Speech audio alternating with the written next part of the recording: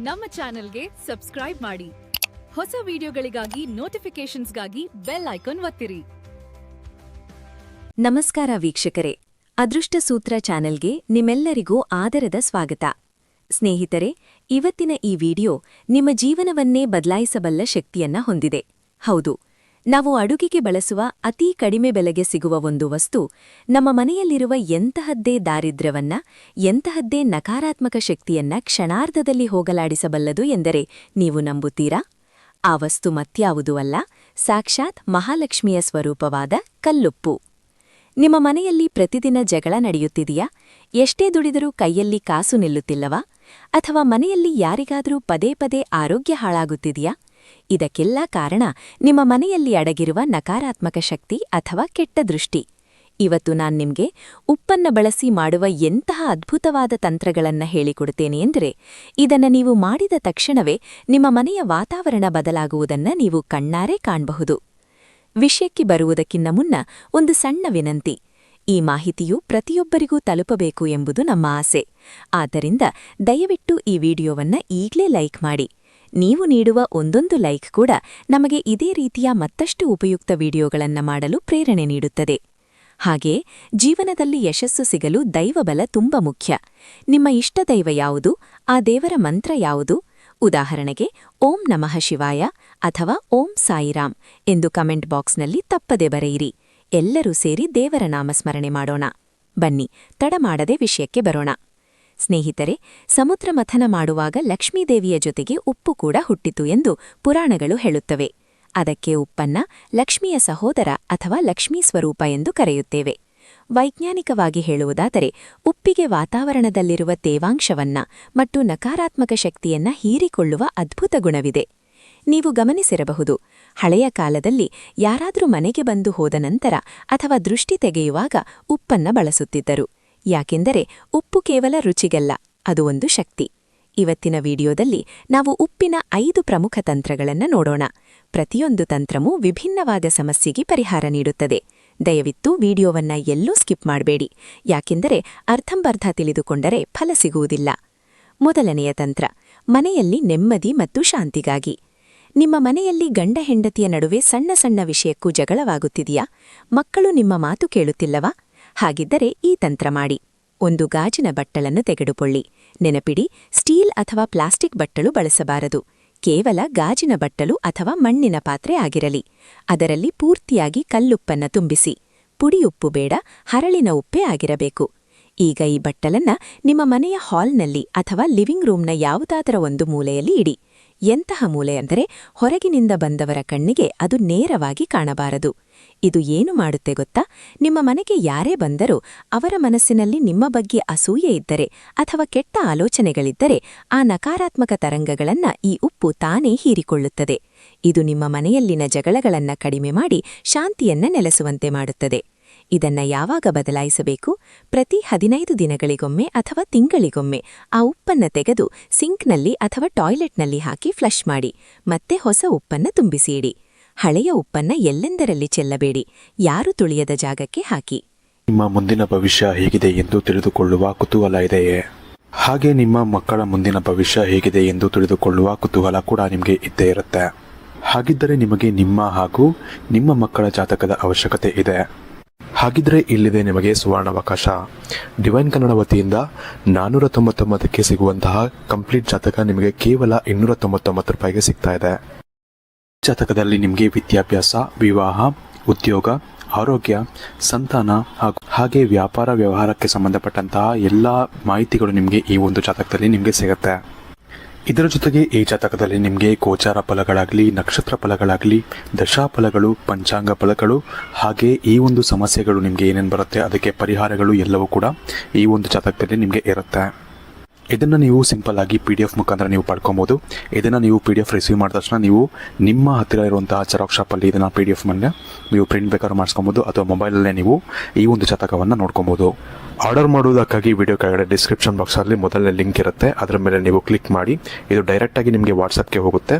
ಅಲ್ಲಿ ನೀವು ಹೋಗಿ ನಿಮ್ಮ ಹೆಸರು, ನಿಮ್ಮ ಜನ್ಮ ದಿನಾಂಕ, ಹುಟ್ಟಿದ ಸಮಯ, ಹುಟ್ಟಿದ ಊರಿನ ಜಿಲ್ಲೆಯನ್ನು ವಾಟ್ಸಪ್ ಮುಖಾಂತರ ನಮಗೆ ಸೆಂಡ್ ಮಾಡಿ. ನಂತರ ನಿಮಗೆ ಕೇವಲ 2 ದಿನಗಳಲ್ಲಿ ನಿಮಗೆ PDF ಮುಖಾಂತರ ನಿಮ್ಮ ಜಾತಕವನ್ನು ನೀವು ಪಡ್ಕೊಬೋದು. 60ರಿಂದ 70 ಪುಟಗಳು ಕೂಡ ಈ ಒಂದು ಜಾತಕದಲ್ಲಿ ಇರುತ್ತೆ. ಇದ್ರೆ ಮಿಸ್ ಮಾಡದೆ ಆರ್ಡರ್ ಮಾಡಿ. ಹಾಗೆ ನಿಮ್ಮ ಭವಿಷ್ಯದಲ್ಲಿ ನಡೆಯುವಂತಹ ಎಲ್ಲ ವಿಷಯಗಳನ್ನ ಮುಂಚೆನೆ ನೀವು ತಿಳಿದುಕೊಳ್ಳಿ.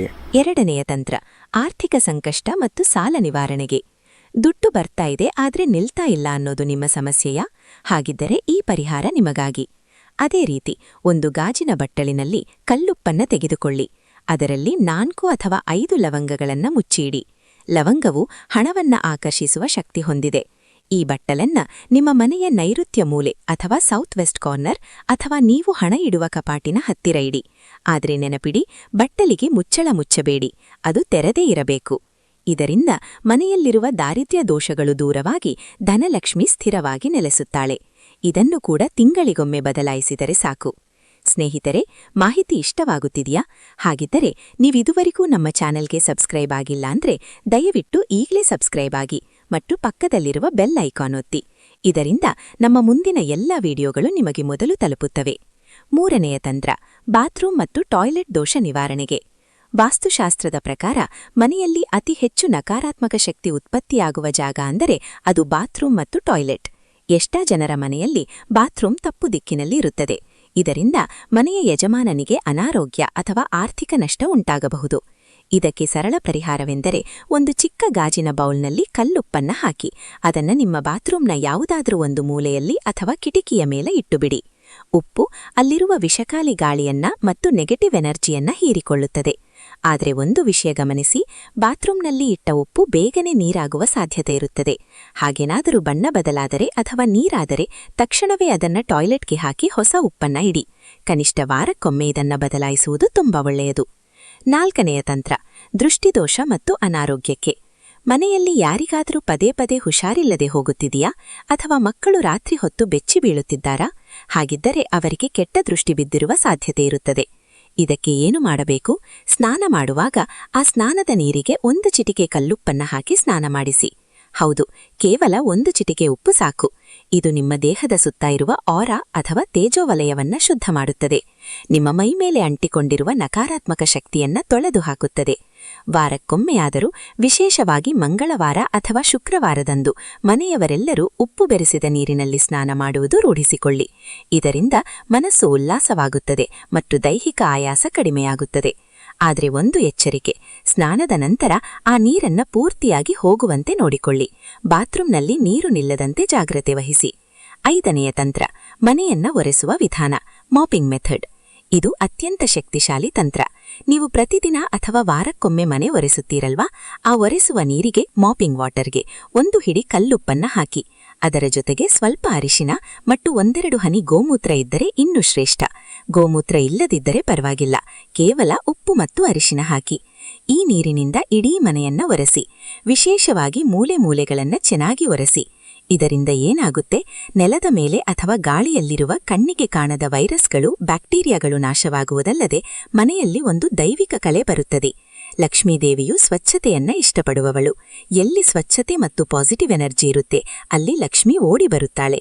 ಆದ್ರೆ ಇಲ್ಲೊಂದು ನಿಯಮವಿದೆ. ಗುರುವಾರದ ದಿನ, ಥರ್ಸ್ಡೇ ಮತ್ತು ಅಮಾವಾಸ್ಯೆಯ ದಿನ ಉಪ್ಪು ನೀರಿನಿಂದ ಒರೆಸಬಾರದು ಎಂದು ಕೆಲವರು ಹೇಳುತ್ತಾರೆ. ಆದರೆ ವಾಸ್ತು ಪ್ರಕಾರ ವಾರಕ್ಕೊಮ್ಮೆ ಒರೆಸುವುದು ಒಳ್ಳೆಯದೇ.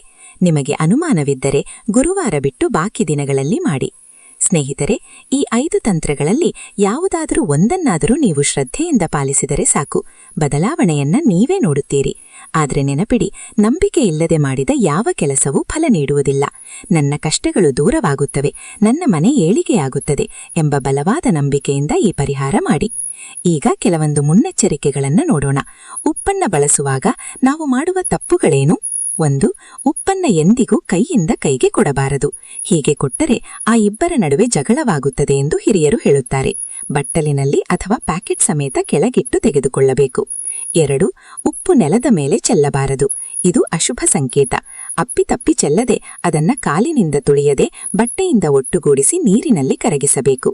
ಸಂಜೆ ಹೊತ್ತು ಅಂದ್ರೆ ದೀಪ ಹಚ್ಚಿದ ನಂತರ ಮನೆಯಿಂದ ಉಪ್ಪನ್ನ ಯಾರಿಗೂ ದಾನವಾಗಿ ಅಥವಾ ಸಾಲವಾಗಿ ಕೊಡಬೇಡಿ. ಹೀಗೆ ಮಾಡಿದರೆ ಮನೆಯ ಲಕ್ಷ್ಮಿ ಹೊರಗೆ ಹೋದಂತೆ. ವೀಕ್ಷಕರೇ, ಉಪ್ಪು ರುಚಿಗೆ ಮಾತ್ರವಲ್ಲ, ಬದುಕಿನ ರುಚಿ ಹೆಚ್ಚಿಸಲು ಕೂಡ ಸಹಕಾರಿ. ಈ ಚಿಕ್ಕ ಚಿಕ್ಕ ಬದಲಾವಣೆಗಳು ನಮ್ಮ ಜೀವನದಲ್ಲಿ ದೊಡ್ಡ ಪರಿಣಾಮ ಬೀರಬಲ್ಲವು. ಇಂದೇ ಮಾರುಕಟ್ಟೆಯಿಂದ ಹೊಸ ಪ್ಯಾಕೆಟ್ ಕಲ್ಲುಪ್ಪನ್ನ ತನ್ನಿ. ಅಡುಗೆಗೆ ಬಳಸುವ ಉಪ್ಪನ್ನೇ ಪರಿಹಾರಕ್ಕೆ ಬಳಸಬೇಡಿ. ಪೂಜೆಗೆ ಅಥವಾ ಪರಿಹಾರಕ್ಕೆ ಅಂತಾನೆ ಪ್ರತ್ಯೇಕವಾಗಿ ಒಂದು ಪ್ಯಾಕೆಟ್ ತಂದು ದೇವರ ಕೋಣೆಯಲ್ಲಿ ಇಡಿ. ನಿಮಗೆ ಈ ಮಾಹಿತಿಯಲ್ಲಿ ಯಾವುದಾದರೂ ಸಂಶಯವಿದ್ದರೆ ಕಮೆಂಟ್ ಬಾಕ್ಸ್ನಲ್ಲಿ ಕೇಳಿ, ನಾವು ಖಂಡಿತ ಉತ್ತರಿಸುತ್ತೇವೆ. ಹಾಗೆಯೇ ಈ ವಿಡಿಯೋ ನಿಮಗೆ ಇಷ್ಟವಾಗಿದ್ದರೆ ಜೈ ಮಹಾಲಕ್ಷ್ಮಿ ಅಂತ ಕಮೆಂಟ್ ಮಾಡಿ. ನೀವಿದುವರೆಗೂ ವಿಡಿಯೋ ಲೈಕ್ ಮಾಡಿಲ್ಲ ಅಂದ್ರೆ ಪ್ಲೀಸ್ ಒಂದು ಲೈಕ್ ಕೊಡಿ. ನಿಮ್ಮ ಸ್ನೇಹಿತರು, ಸಂಬಂಧಿಕರು ಮತ್ತು ವಾಟ್ಸಾಪ್ ಗ್ರೂಪ್ಗಳಲ್ಲಿ ಈ ವಿಡಿಯೋವನ್ನ ಶೇರ್ ಮಾಡಿ. ಅವರಿಗೂ ಈ ಅದೃಷ್ಟ ಸೂತ್ರ ತಿಳಿಯಲಿ. ಒಳ್ಳೆಯದನ್ನ ಹಂಚಿದರೆ ಒಳ್ಳೆಯದೇ ಆಗುತ್ತದೆ. ಮುಂದಿನ ವಿಡಿಯೋದಲ್ಲಿ ಬಿರಿಯಾನಿ ಎಲೆಯ ಮೇಲೆ ನಿಮ್ಮ ಆಸೆ ಬರೆದು ಸುಟ್ಟರೆ ಅದು ಹೇಗೆ 24 ಗಂಟೆಯಲ್ಲಿ ನಿಜವಾಗುತ್ತದೆ ಎಂಬ ರೋಚಕ ವಿಷಯದೊಂದಿಗೆ ನಿಮ್ಮನ್ನ ಭೇಟಿಯಾಗುತ್ತೇನೆ. ಅದು ಮಿಸ್ ಆಗಬಾರದು ಅಂದರೆ ಈಗಲೇ ನಮ್ಮ ಅದೃಷ್ಟ ಸೂತ್ರ ಚಾನೆಲ್ಗೆ ಸಬ್ಸ್ಕ್ರೈಬ್ ಆಗಿ. ಎಲ್ಲರಿಗೂ ಒಳ್ಳೆಯದಾಗಲಿ, ಸಿರಿ ಸಂಪತ್ತು ಲಭಿಸಲಿ, ಆರೋಗ್ಯ ಭಾಗ್ಯ ಸಿಗಲಿ ಎಂದು ಪ್ರಾರ್ಥಿಸುತ್ತಾ ಇಂದಿನ ಈ ವಿಡಿಯೋವನ್ನು ಮುಗಿಸುತ್ತಿದ್ದೇನೆ. ಧನ್ಯವಾದಗಳು. ಶುಭ ದಿನ.